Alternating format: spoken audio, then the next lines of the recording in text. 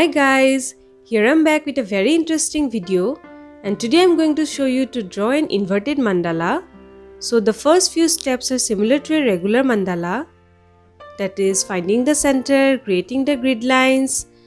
And if you are new to this art form, watch my other mandala videos to learn to create this grid lines step by step.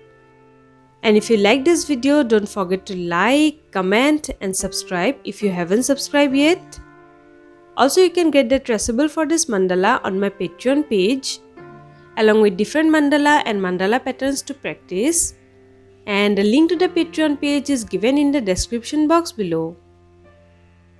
As I'm going to create an inverted mandala, so instead of starting from the center, I'm gonna start from the outer circle. So the first circle has radius 9.5 cm. And again, let's create another circle with 9 cm as radius. You can use any radius depending on the pattern you want to create.